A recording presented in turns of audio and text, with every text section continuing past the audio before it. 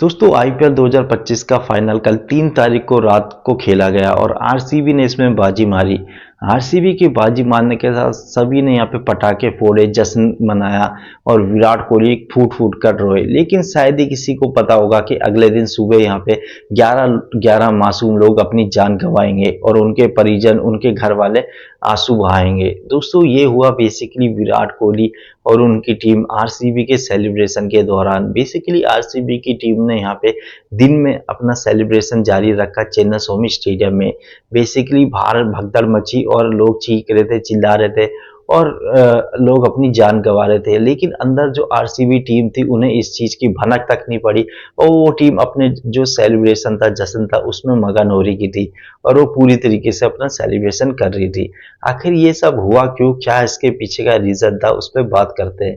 तो बेसिकली जैसा आरसीबी 18 साल बाद यहाँ पे चैंपियन बनी, तो ये सबको उम्मीद थी, सबको पता था कि अगर आरसीबी यहाँ पे परेड करेगी या फिर कोई भी सेलिब्रेशन करेगी तो उसमें भीड़ आने की जो अनुमान है वो बहुत ज्यादा है। और इवन जब वो बेंगलोर में कर रहे हैं तो बेंगलोर में जब वो करेंगे इस फंक्शन को तो भीड़ कितनी तादाद में आएगी ये सबको पता है, हम लोगों को भी पता है।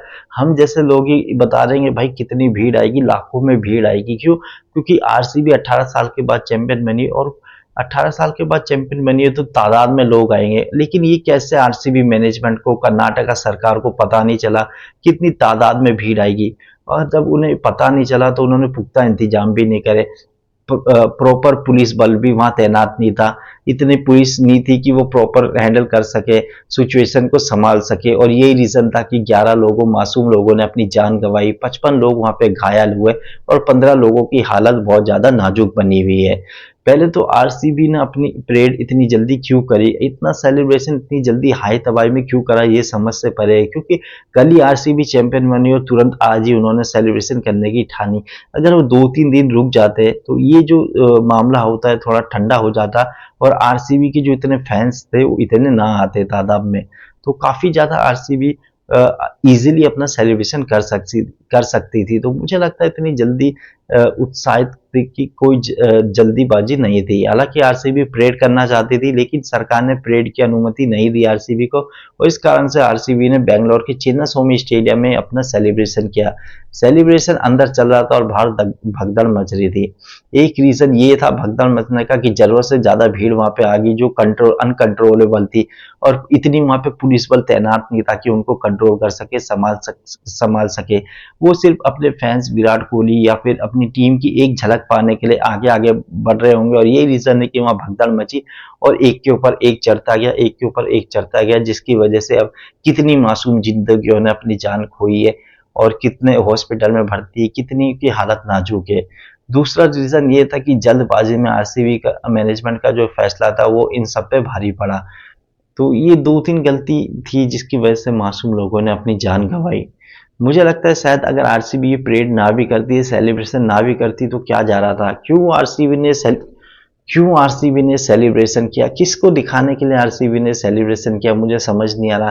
किस बात का सेलिब्रेशन, किस बात का जश्न। आरसीबी अगर नॉर्मल भी रहती तो भी वो जश्न जश्न ही होता। क्यों इतना दिखावा, क्यों बेवजह का दिखाना। तुम एक एक ट्रॉफी जीते हो, एक साल जीते हो और उसमें तो इतना हल्ला सेलिब्रेशन, मुझे नहीं लगता इसका कोई जरूरत थी या फिर कोई मायने रखता है। तुम जीते हो वो ज्यादा मायने रखता है। तो ये मुझे नहीं लगता है बेवजह का सेलिब्रेशन था और बहुत हड़बड़ाहट, बहुत जल्दी में सेलिब्रेशन किया गया जिसकी वजह से पुख्ता इंतजाम नहीं कर पाई यहाँ पे गवर्नमेंट, कर्नाटका गवर्नमेंट। और साथ ही साथ प्रॉपर पुलिस बल तैनात नहीं था, यही रीजन था। और जितना उन्होंने सोचा था उससे भी ज्यादा भीड़ यहाँ पे आ गई जो वो काबू नहीं कर पाए, हैंडल नहीं कर पाए। उनके बैठने के जगह नहीं थी, इंतजाम नहीं था और वो अपने स्टार की झलक पाने के लिए आगे आगे बढ़ते रहे जिसकी वजह से भगदड़ यहाँ पे मची है।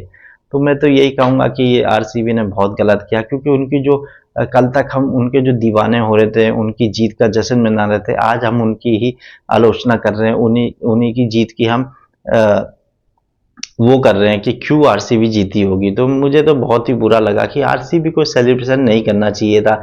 इवन इतनी सारी टीमें, Mumbai Indians, Chennai super Kings, वो भी कभी सेलिब्रेशन नहीं करती इस तरह का, और आरसीबी एक साल जीतने पे ऐसा सेलिब्रेशन कर रही है तो बहुत ही गलत है।